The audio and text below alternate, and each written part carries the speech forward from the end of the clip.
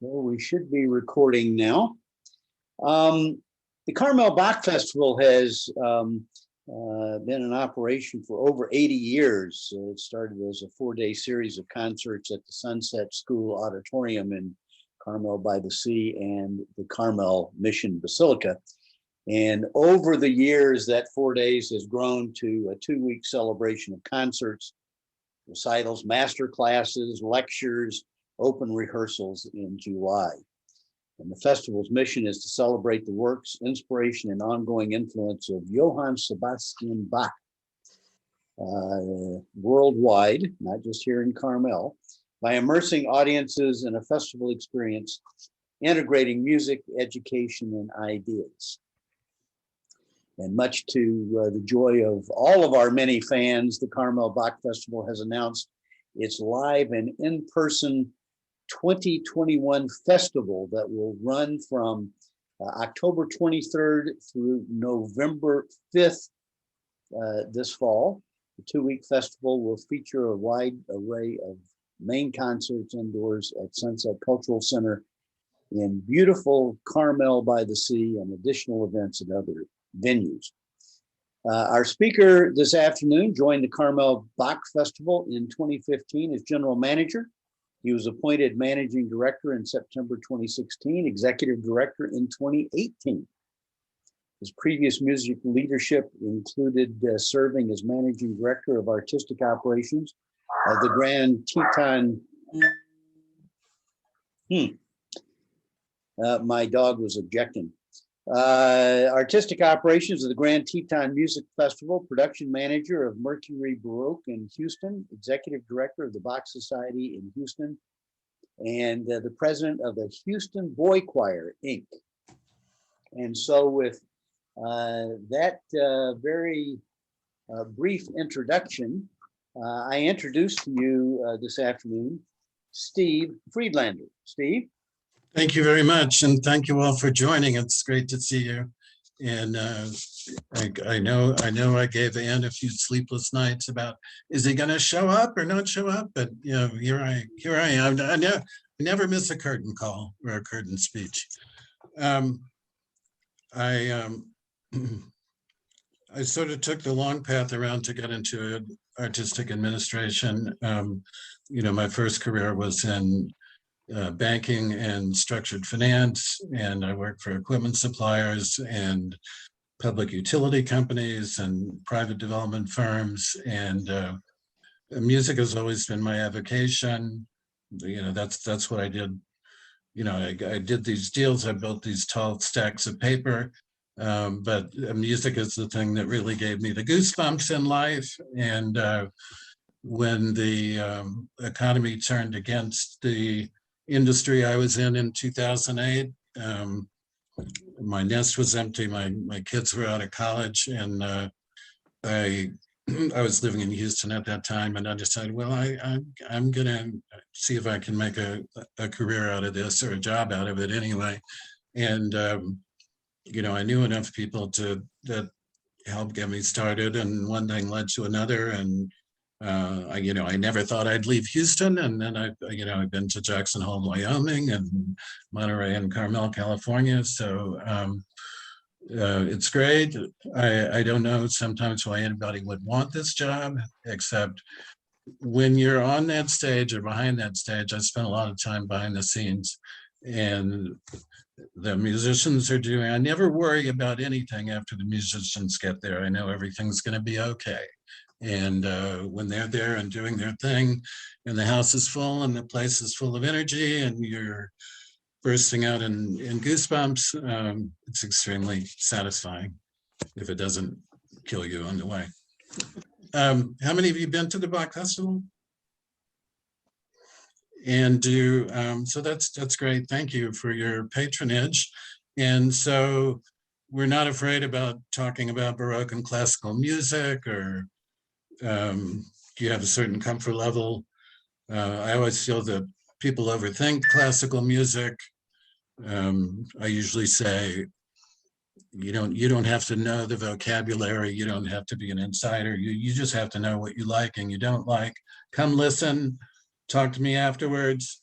if you like something, I can probably tell you why, the way it sounds, the key it's in, whatever it is. You can learn all that later. But anyway, you've broken the ice already, so that's good. As it was said, the festival was founded, and so I want to talk about a very little bit of the history of the festival. I want to talk a little bit about the size and scope of the operation from where I sit, not all of which may be visible to the public.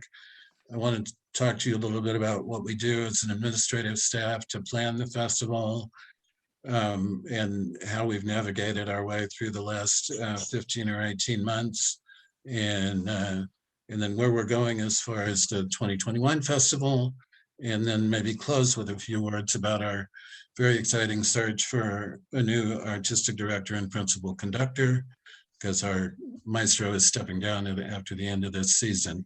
I prefer to be interrupted if you have a question. I'd rather talk about stuff you're interested than necessarily everything I've prepared. So I'll get going, but if you want to interrupt, or if you want to go in a direction, or you think you've heard enough, either put up your right hand or raise your hand digitally, or put up a stop sign and I'll stop. Okay, thank you. Does that sound okay? Okay. So kind of one happy coincidence about the founding of the Bach Festival. It was founded in 1935 by Dean Denny and Hazel Watrous, who were singers and writers and artists of great notoriety in the area. Did so much during that period following the Great Depression to make Carmel by the Sea a haven for all the arts, not just performing arts. And they also founded the Carmel Music Society actually 10 years before they founded the Bach Festival. And of course, it's still going. And we're actually talking about collaborating and doing some things together. One of the sweet things about, but before the Bach Festival even moved to the Sunset Center in the Carmel Mission Basilica, it was home concerts in their home. And their home is called Harmony House in Carmel. I don't know if you know it. And it's still in the family. Two of our major patron donors, a couple that own that house. And in 2019, we actually did a concert in that house in what would have been the gallery. Fit about 40 people. And, it was just like, whoa, well, that's what it was like on the dark streets and the dark nights of Carmel, 40 people and however many amateur musicians came together and did one movement of the B minor mass and vowed to return next year and do the next. So that's, it was a nice moment. And I think we're probably the longest running classical music festival in California. Maybe it's certainly one of the longest in the USA. It has an incredible history. And of course, somewhere during the years, it made the transition from an all amateur organization to an all professional organization. And our home base for our main concerts is the Sunset Cultural Center. And we perform in a number of other venues, mostly churches, as you know, in the area from Pebble Beach out to Carmel Valley and Monterey. We did not sure what year it is, but I remember coming to your church. We had a flute recital there with Don Walker. That was a period where we were trying to see if it made sense for us to do chamber music concerts in the off season. And I was there. I was probably house managing or something. It's quite lovely. I'm sorry we haven't been able to return. It turns out the winter season is pretty challenging for us because a lot of other people are active at that time, and we have July mostly to ourselves. And I'm just looking at the chat for just a minute. Okay, so, behind what you'd see from the stage, I would say that compared with other organizations that I've worked for and most organizations in general, the Carmel Bach Festival is notorious for the density of its schedule. and the number of things we try to do in a relatively short time.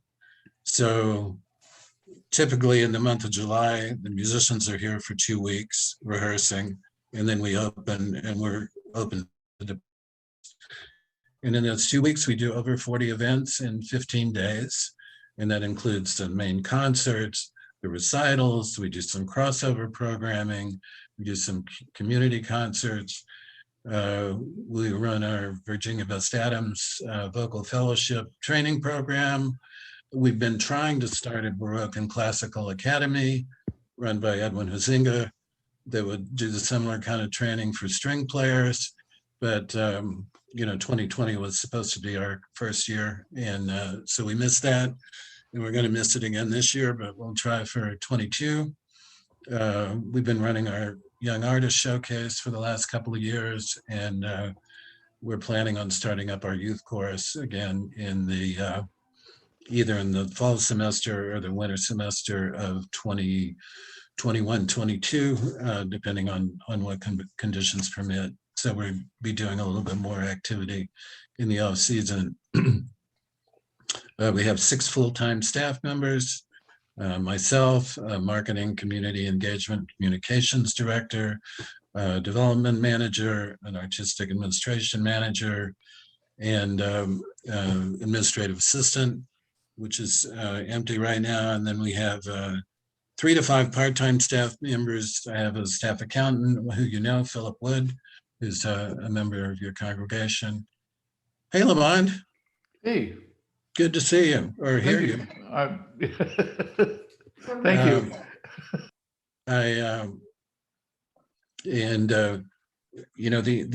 And we have 120 volunteers that help support the festival and generate the equivalent of 2.5 full-time equivalent employees during the July season. So that's a big boost for us.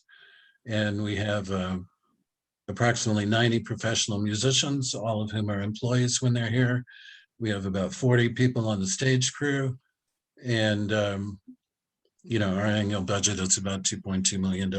So we have somewhere around 140 employees on a full-time basis, which you don't see. As I said, our budget is $2.2 million. About half of that is the cost of the festival. A portion of it is administrative staff, development expenses, and other things.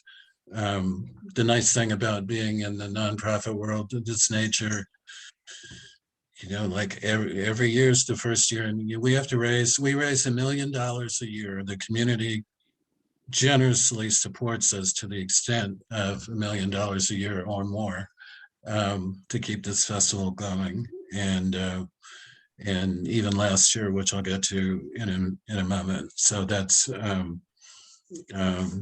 very humbling and gratifying to have that.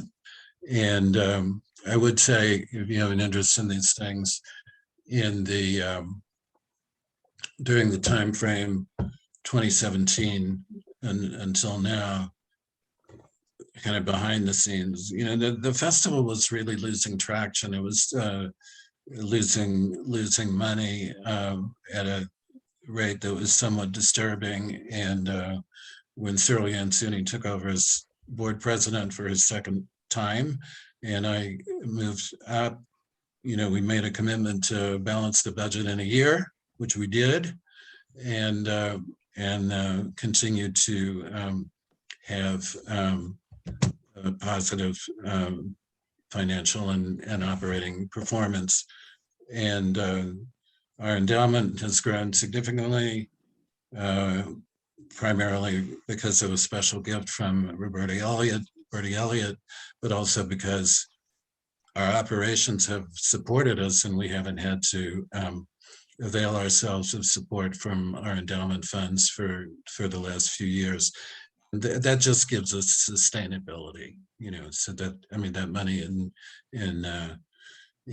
we'll probably dig into some of that to help get us going. And I'm going to pause for a breath for a moment. Do you have any reactions? Do you have any questions? Did I make myself clear?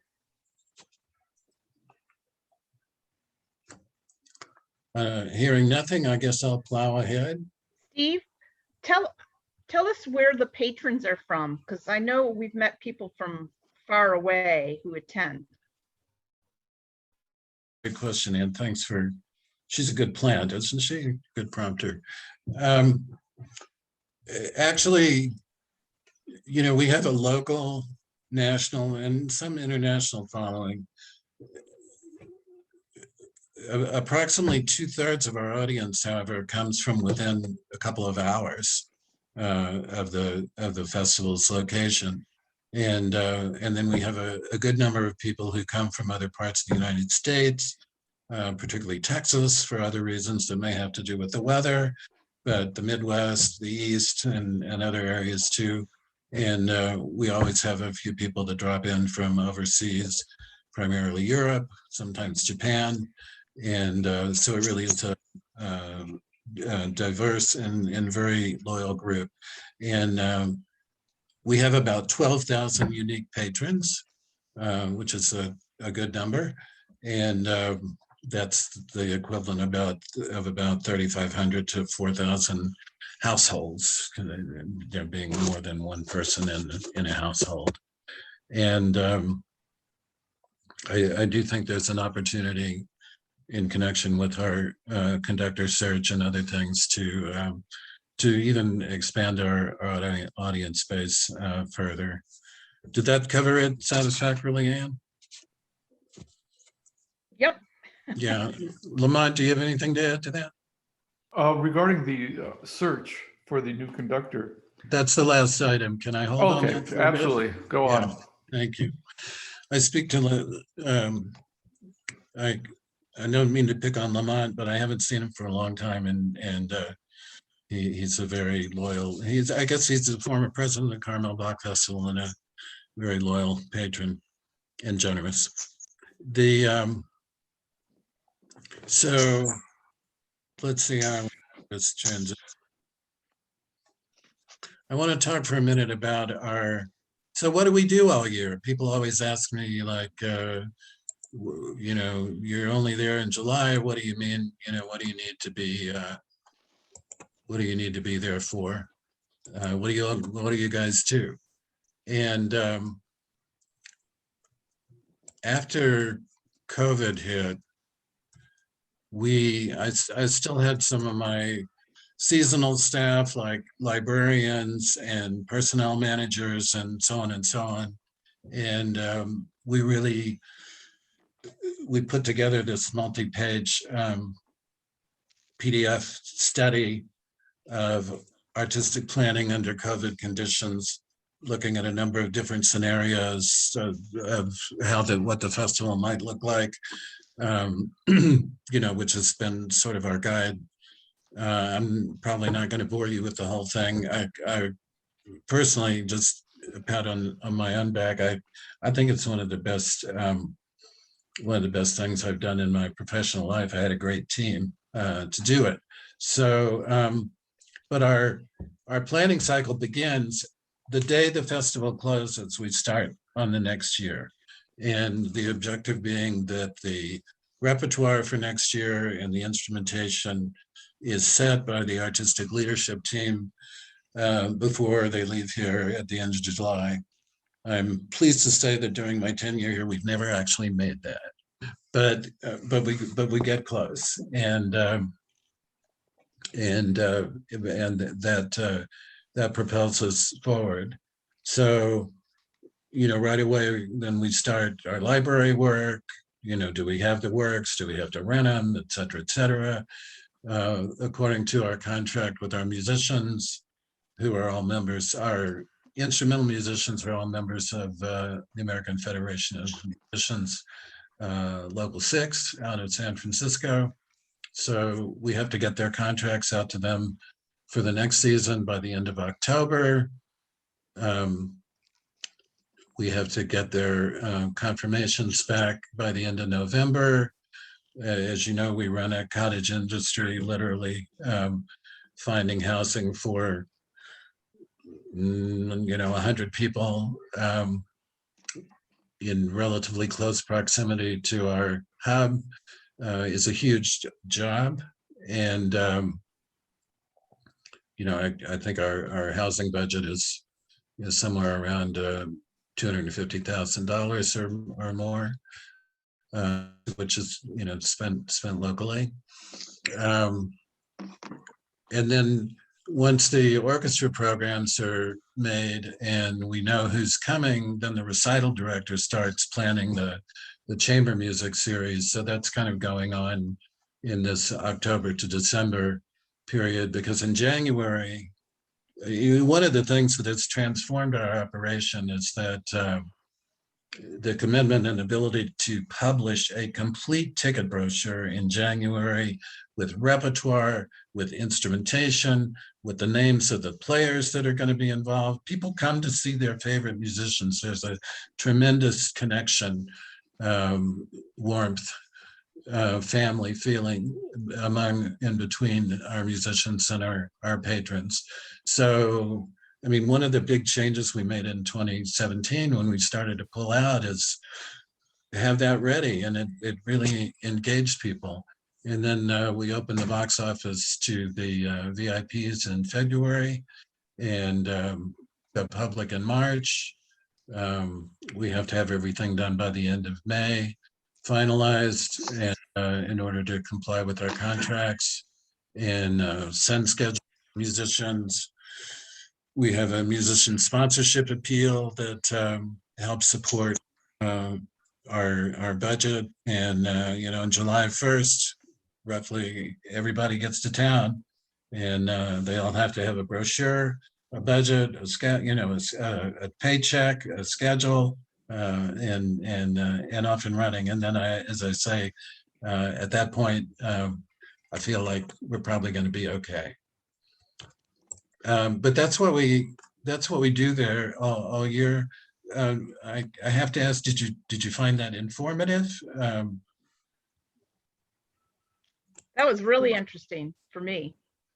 Oh, good. And then it made me wonder also about, you had, when the pandemic hit, you already had so much in place, you had to pull it.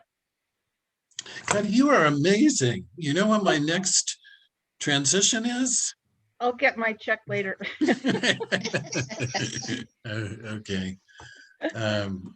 But let me see if I can get this to move.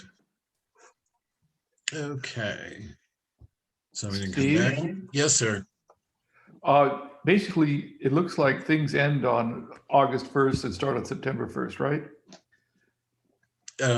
Rough, yes. What do you do for August? Collapse. I'd say it's the funniest feeling that last day. You know, we have a Best of the Fest on Saturday night, and then everybody moves out the next morning. And I usually come into the office about midday on Sunday, and we usually have a board meeting on that day just to recap the festival and look forward. You know, and I unlock the door, and there's a mail chute in the door, and there's just this pile of keys there, people returning their keys to their land, and everybody's gone. It's like Brigadoon. You know, the village has vanished into the forest. It's the funniest feeling.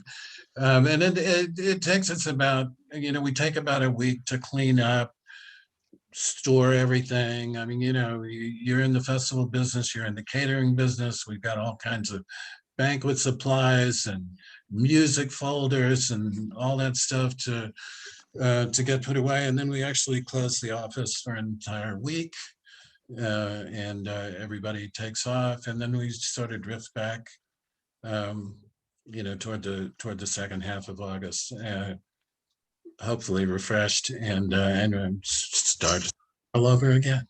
Yeah. So that's thank you, Lamont. That's a good question. So to Ann's point, you know, what happened leading up to the cancellation of 2020 season? Well, the board met on March 13th, and we met in a conference room at the Sunset Center. And, you know, I'd probably been to the gym the day before. That was probably the last day I went to the gym. And, you know, the I mean, there were more than dark clouds on the horizon at that point. And that turned out to be Sunset locked the door behind us and they haven't opened it yet. So that was their last day as well. Perkle, I'll talk to you about that when we talk about reopening. And we came into the office the next week leading up, and we decided, you know, our office is pretty safe. We're pretty comfortable with ourselves. We can secure it, et cetera, et cetera. I remember coming into the office on March 17th in a green shirt for St. Patrick's Day. You know, everybody's Irish on St. Patrick's Day, even the Friedlanders. And and we just looked at each other and said, you know, this is not gonna work. So we packed home, shelter in place, got with our IT guys. By Friday, they had all our home computers connected to our office computers. They had all our office phones connected to our cell phones. We were all connected to Zoom, and we sort of continued in that format since then. I go into the office a lot just because I don't work very well at home, and I'm like my dad. I have to go to the office like my dad was, and we're starting now to come together in twos or threes, and I'm presuming within the next month or so we'll reopen the office. But the main thing is, you know, tickets have been on sale since the 1st of February, and we had the largest advance sale we've ever had in the history of the Bach Festival. And so we had to put that to bed. And fortunately, many ticket holders were willing to convert their ticket purchases into a donation, about between 25 and 30%. A great majority of our ticket holders were willing to carry that over as an advance on future tickets. And we did have to issue some refunds, which we did. And fortunately, unlike some of the other symphony orchestras and other, you know, we really hadn't spent the money yet on production costs. So, you know, it was inconvenient, but it wasn't fatal. And so we did that. And at that point, you know, it was April the 18th or 26th or something like that when we canceled. People were expecting to be here in July. Our board president put forth a vision that he wanted to pay our musicians a meaningful amount of compensation, every musician, every artistic leader, for the time that they would have been here. And that sort of got everybody focused on support, the community. Yeah, our endowment fund to a large degree was willing to underwrite that. I mean, we went forward with the program even without necessarily having other funding lined up. We were fortunate that our community really showered a lot of love on the festival, and were very generous. And we were able to pay every artistic leader and every musician, depending on, you know, full-timers got about 60% of what they would have gotten if they were here. Part-timers maybe got a little less because they had less. And in addition to the community support, we got a PPP loan in the first round. But I mean, it was transformational. It was a lifesaver for a lot of people. And I mean, the staff has stayed together and have been able to be supported as well. So, you know, then we just had to unwind everything that we did, and you know, unwinding all those housing leases and trying to extract some value for the travel arrangements that we made. And you know, took quite a bit of time, and almost much time and effort, if not more, than putting it together in the first place. So that's kind of where we landed. I have in my notes, you can't see it because I have in my notes, here's something about peer support networks form and strengthen. And one of the, like this group gathering, one of the biggest things that happened to me and helped me get through the period was that, we all have peers saying, I belong to two trade organizations. One is called the Festivals of the West, which was a group of summer music festivals, Colorado, New Mexico, Southern Northern California, Wyoming, Idaho, Oregon, Washington, et cetera. And, we get together periodically, and we get together at least once a year for 3 or 4 days and let our hair down and tell secrets and support each other and make plans and so on and so on. So we started meeting once a week, and we all walked through this process together, led primarily by the Cabrillo Festival. That was one of the first to move and so on. But I mean, the bonds that were formed and the support that was given and the leadership that was demonstrated by other people was quite amazing. And I also belong to the Association of California Symphony Orchestras, which I'm the treasurer and board member. And we did the same thing. And of all the bad things, dreadful things, we were talking about Zoom at the top of the call. It forced us and enabled us to do this, and I think it's going to have a lasting, positive impact on our industry. That just being able to establish that collaboration, even with our own artistic leadership team. There's a real core group. Our artistic director, concertmaster, and principal keyboard are in London, and I've always suggested, well, let's have a Zoom. I knew about Zoom because I did some professional development with a consultant on Zoom, and it worked for us. And I said, so, I started Zooming with them during the off season. And I mean, we've just had a collaboration and a conversation and cultivation and productivity like we never had before when we were trying to do it by email and whatever. So if there's anything good to come out of this whole thing, that's certainly one. But that's been essential to a lot of us in getting through this. Have you had any experiences like that during this period? Yeah, I see some heads nodding. So, we get into the fall, like we say, our September planning period, and, we don't know what to plant. So, thanks for the question. I'll get to that. And,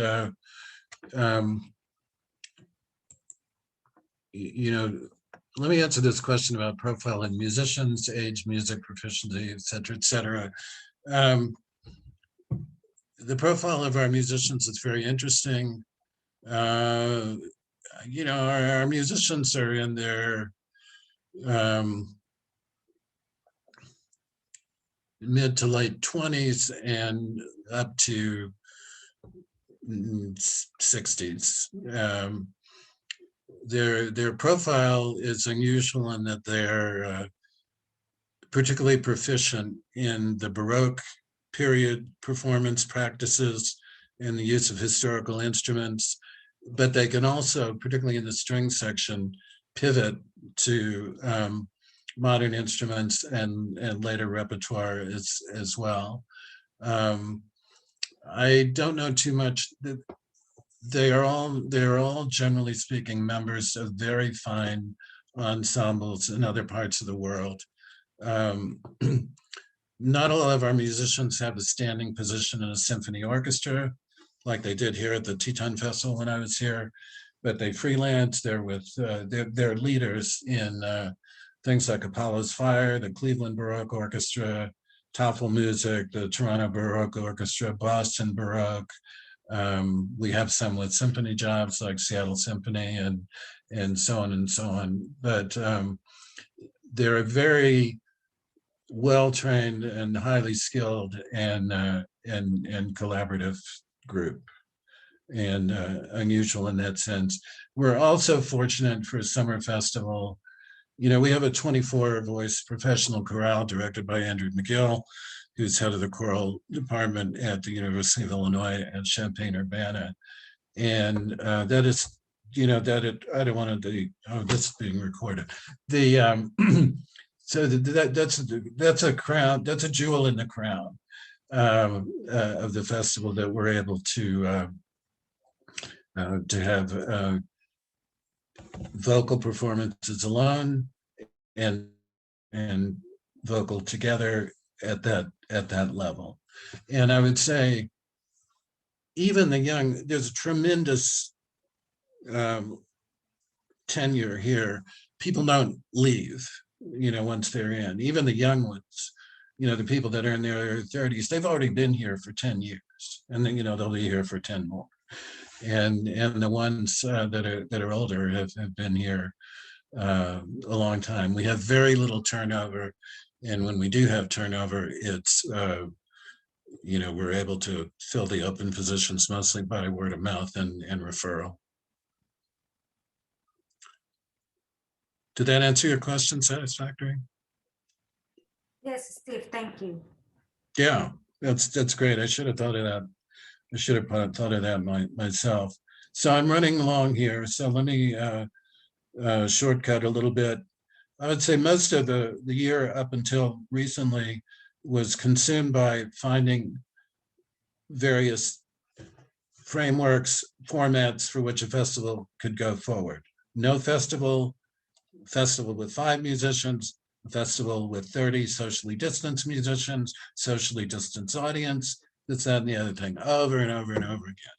And I guess that's meant job security for me, but it's, when you don't really know, as my finance director used to say when I was here at the Grand Teton Festival, if you don't know where you're going, you'll surely get there. So I can't, things seem to be a little bit clearer now.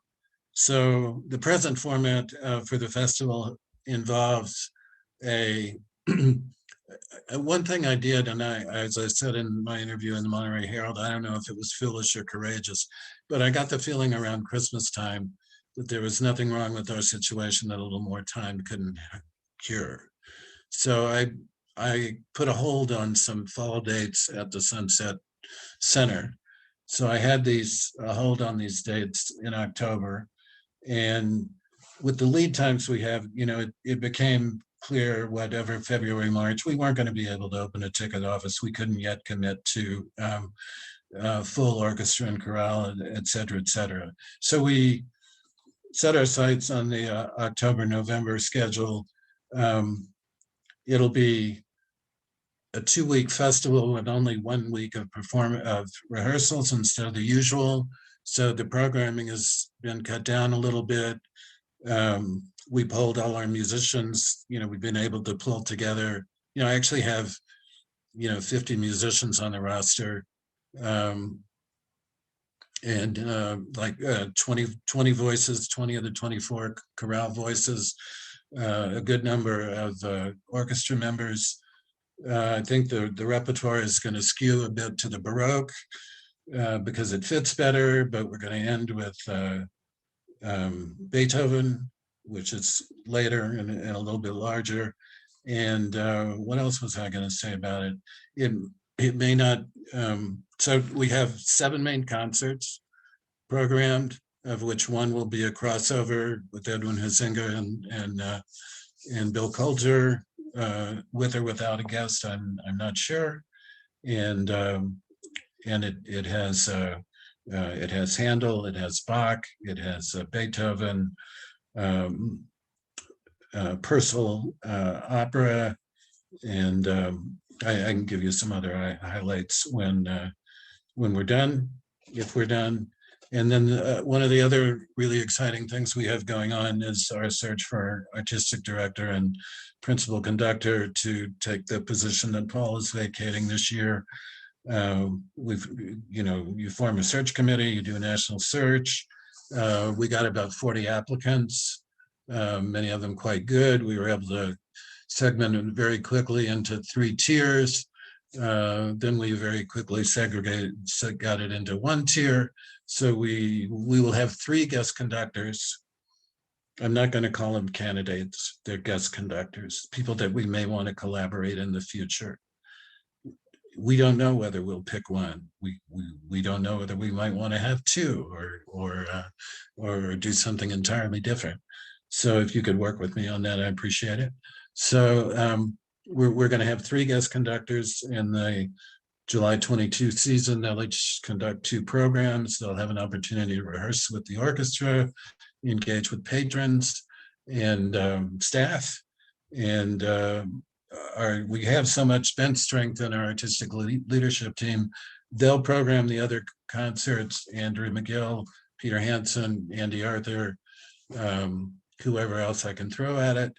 And, you know, quite honestly, even if we didn't find somebody, we have enough bench strength, we can program and present this festival on our own if we needed it to. So that's kind of where we are. I'm going to come to an abrupt stop, 45 minutes into a 20-minute talk. Thank you very much for your tolerance level. And, you know, I'd love to get some feedback or questions, or, you know, if you just want to go to lunch, that's good too. Steve, thank you so very much for showing us everything that it takes to put on the world-renowned Carmel Bach Festival. Those of us who listen to music don't appreciate all the background there is. If you have a question for Steve, why don't you raise your hand and I'll recognize you. Peter Albano. Well, you need to have visuals, right? Thank you much. A great presentation. I thought it does give a great background on the festival. I have a couple of quick questions that you might address.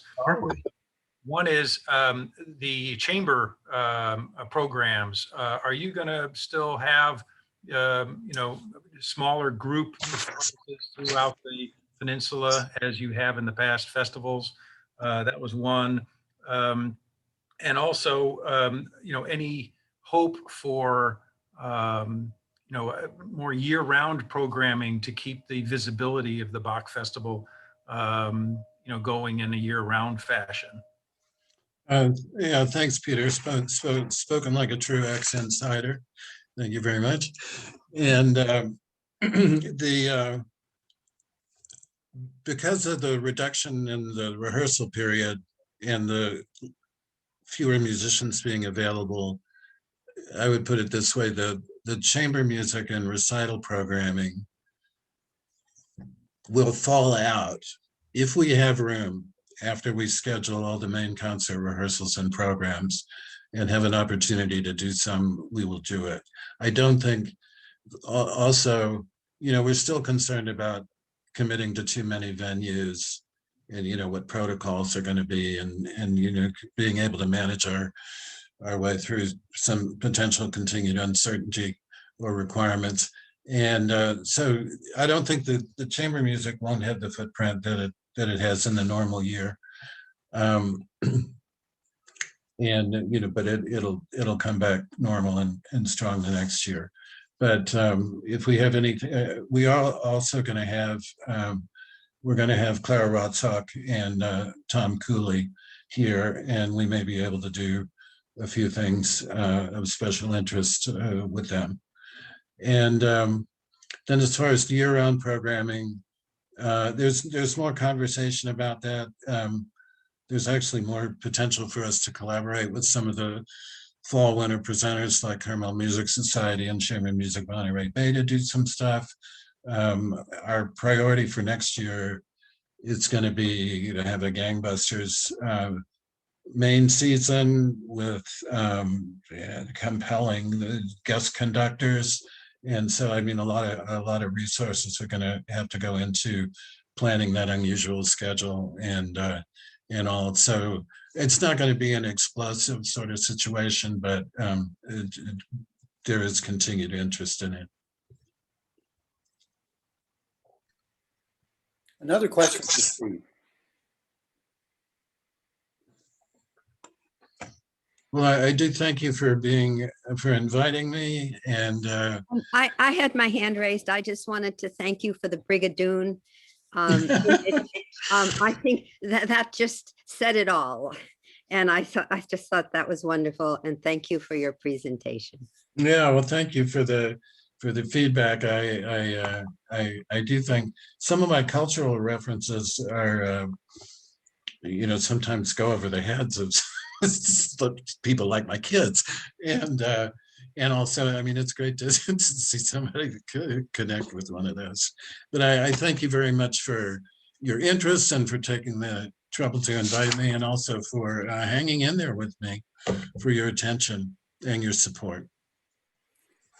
Well, again, Steve, thank you so very much for joining us this afternoon, and thank all of the people who joined us online. It's not quite as neat as when we have double nickels at the parish hall with lunch and a live speaker, but this has been exciting, and just wanted to let you know that this is the last program of the season, and we will pick up again, hopefully in person, in September with double nickels. So